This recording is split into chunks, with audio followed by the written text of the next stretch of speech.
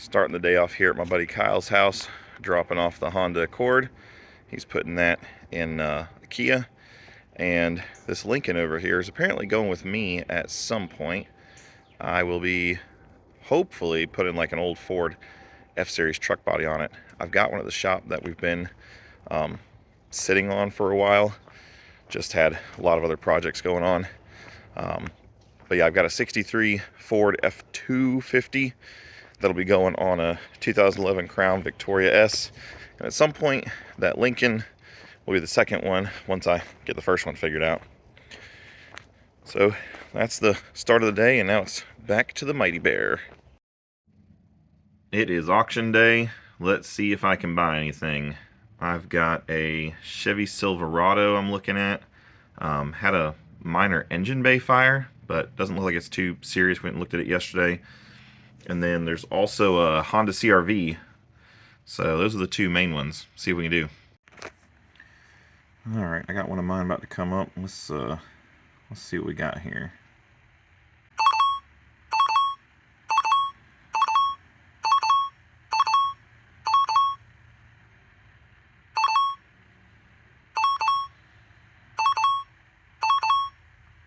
Somebody trying to outbid me on this thing.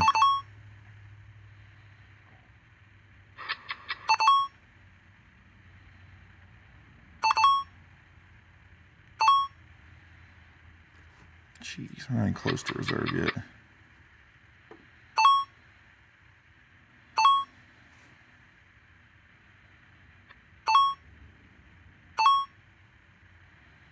Still going.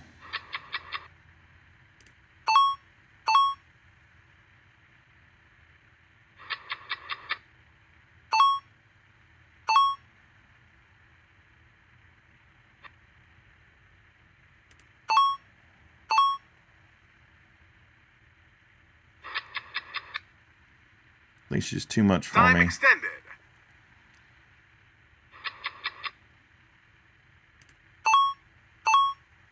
Yeah, I'm gonna let that one go. It doesn't run. We don't know how the engine sounds. We don't know if it's got any transmission issues. It's gonna be a rebuilt title vehicle after we fix it.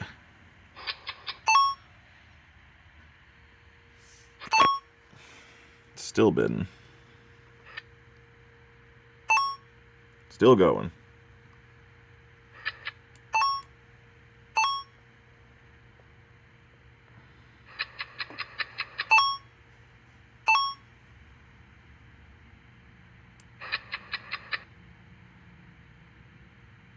Just trying to find the mileage on this thing. I mean, it is only 100,000 miles. I mean, it's pretty low miles, but we're over 8 Time grand. Extended. Over 8 grand. Reserve's not even off yet. Sale pending. And there she goes. Close to reserve. Oh, how much is this one? Wow. It's probably got 1,000,000 miles on it. Sale pending. And there she goes. This was another car I was interested in. A little 2000 Honda Civic. It's a coupe. It's pretty clean. Somebody took really good care of it. It's a charity donation. But it's got 220,000 miles. There's people bid on this thing from all over the country. And this charity must think it's worth some money. They think it's worth more than I do because the reserve's not even off yet. If bid, $2,700, Massachusetts. It's pretty wild.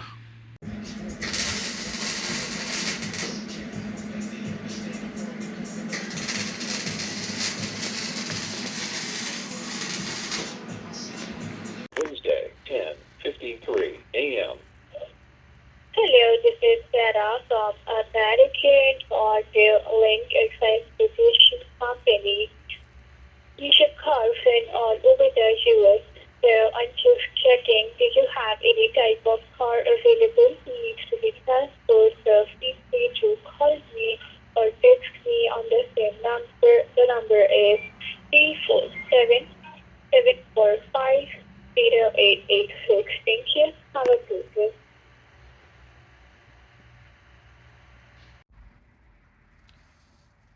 I'm sitting here at my desk and just taking care of some stuff. In the corner of my eye, I thought a person had walked up. I'm going to show you all what it is. This literally startles me like I don't know, 3-4 times a week. Here's my view. And out of the corner of my eye, the way that this shadow moves across this chair will literally just catch my peripheral. And what it is it's this strap that hangs down from my door so I can pull the door closed. But I will see this thing move. The wind will catch it, and then it moves across the light over here. And I swear my heart stops because I think there's a person who's just like snuck up on me. Which is pretty hard because I have the camera and like there's enough gravel out there. You generally hear when like a car pulls up, and even if a person walks. But yeah, I'll just be sitting here, all of a sudden my eye catches the shadow and I get spooked. Alright, so about a week ago, I bought this Jeep Grand Cherokee Laredo. And this thing has turned out so far to be a pretty nice little vehicle. Now, when we got it, we did notice in the engine run video the auction provided, the engine sounded really noisy, but it sounded like a top end, like a lifter or something like that tapping. We went and looked at it. There was no oil on the dipstick.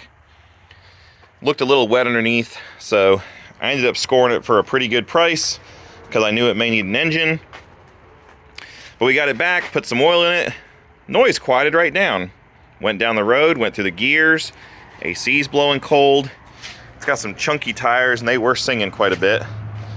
But it actually cleaned up pretty nice. I've not detailed it. I literally just vacuumed it.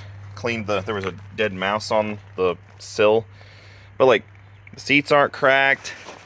Dash is in good shape. Battery is dead. Threw a battery in it. Anyways, did the oil change yesterday. Now I put about 3 quarts of oil in it when it got back here, and I barely got 2 quarts out.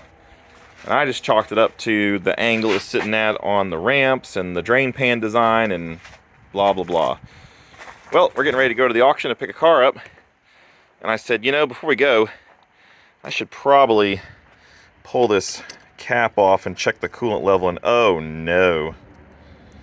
Yeah, while it was running, it was under pressure and it literally like spit chocolate milk out. And if that's not bad enough, there's literally like motor oil, like oil from the engine in the reservoir here. So a super common problem on these 5.7s is the oil cooler fails. But unfortunately, this model does not have said oil cooler. So very likely that we have some kind of a head gasket issue or a crack in a coolant passage somewhere. Oil runs at about 50-ish PSI versus the coolant system's about 18. So if you get a crack between the two, you will get the engine will push the oil into the coolant. And literally did the oil change, let it run for a few minutes afterwards, ran up and down the road with it like a mile, and we're already a quart low on the dipstick. So this thing is pushing oil out rapidly into the coolant. So right now we have another 5.7 that is going to need an engine. I bought this, peek over the backyard over here. I bought this 2018 Dodge Charger police vehicle. It is an all-wheel drive model and 150,000 miles. It runs but barely. We're gonna put an engine in that one. It's also got a blown head gasket in addition to potentially some other issues going on, so we just elected to get an engine for that one. And I think we're gonna rebuild the 5.7 out of the Charger and stick it in this thing because I kind of like this thing. And while I don't really need it, maybe I'm gonna put a cam in it. I don't know. Maybe this one can get sitting in the back for now under a cover, and maybe I'll order some heads and maybe we'll shoot to make like 500 horsepower with this thing. It's dirty, but like it's straight. The body's in good shape. We were gonna drive it to the auction, that's why the stuff's in here. But like it's clean inside. It's got the big panorama sunroof. So I don't know. Maybe I'll just sell it for parts or something. We'll see. This car had a bad alternator when we got it. Dave bought a replacement online. This is Dave's personal car. Not sure if you can see it here, but these lights are actually flickering a little bit. So the first alternator he put in, they were flickering really bad. And this is what happens sometimes with aftermarket parts, remanufactured parts. Sometimes you just get a bad rebuild. This is interesting. This car's got this big touchscreen thing, which I don't know if this is dirty or worn out, but it actually relocates your climate control settings down here. Let's turn some air on for Dave. Turn the dual off and see if she gets cold. Another task to do on this thing before we run it this weekend is to flush the coolant system. This thing has had mostly water in it, so what came out looked like red clay mud. This is kind of funny. Looks like I'm making a espresso or something here, but this is the foam from the engine flush that's in the car right now, coupled with a delightful rusty water mix. But that's why we flush them, to get this stuff cleaned out. Little Escort is about ready to go. Just finishing up a coolant flush right now. Gonna let it sit and just idle for a while. Let the brakes cool off. I just tried to bed the brakes in once. I'm gonna do that a couple more times. Basically just run it up to the legal speed limit and then do a hard stop. Do that a few times till I can smell the brakes getting hot. Then I'm gonna bring it back here, let it cool off. And like I said, we'll just let this coolant flush keep circulating through the system. Try to get this rust out of here. It's the detriment of an iron block that gets filled with water, because these race cars don't generally run coolant in them. Coolant is very slippery, so should you blow a hose or get in an accident and puncture the cooling system, you dump a lot of slippery coolant on the racing surface potentially, which is hard to clean up. So generally you just run water in these cars, but like I say, then people don't drain the water out. My cars, after the races, I've got to the habit of drain the water and throw a 50-50 mix in. It just keeps the cooling system cleaner. In the event of it being wintertime, me forgetting about it, then I don't have to worry about the engine block freezing, because I've had that happen before. So anyways, this is gonna sit here and idle, and now we're gonna turn our attention to